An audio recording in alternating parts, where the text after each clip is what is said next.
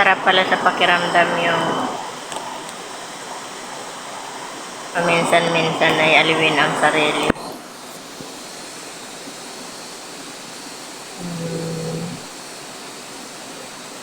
Pahinga, hindi puro trabaho. Kasi minsan ako, napapabayaan ko na rin ang sarili ko. Araw-araw trabaho para sa mga anak. Ang lahat ng panahon oras ko ay para sa mga anak. Ginoo.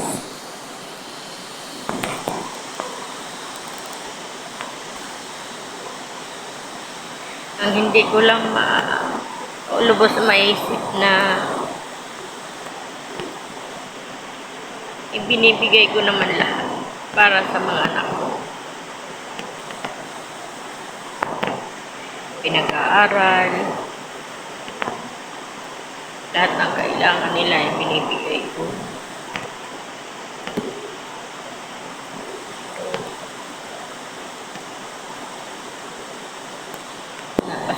Napakasakit din isipin na kulang pa rin pala ang lahat ng sakripisyo ko para sa kanila. Nagagawa pa rin akong lukol.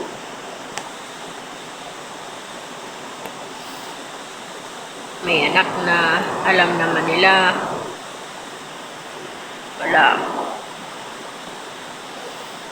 wala akong permanenteng trabaho.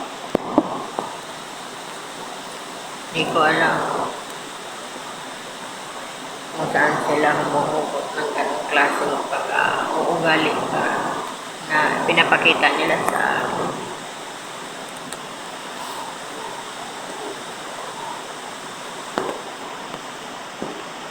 Ang hirap maging ina.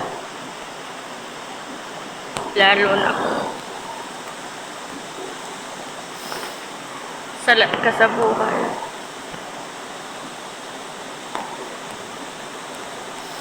Walang permanenteng trabaho.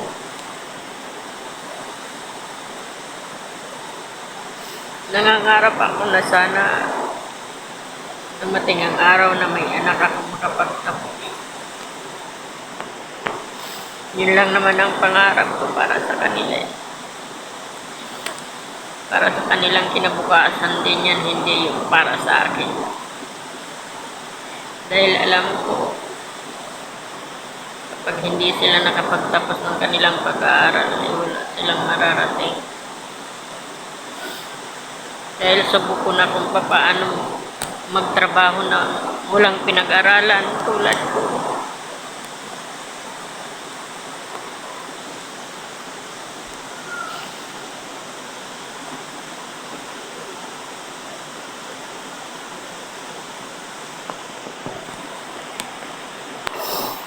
Yung magkaroon ka nga ng kaibigan na itinuring mong kapatid na napakaliit na tingin dahil sa wala pinag-aralan ng mata.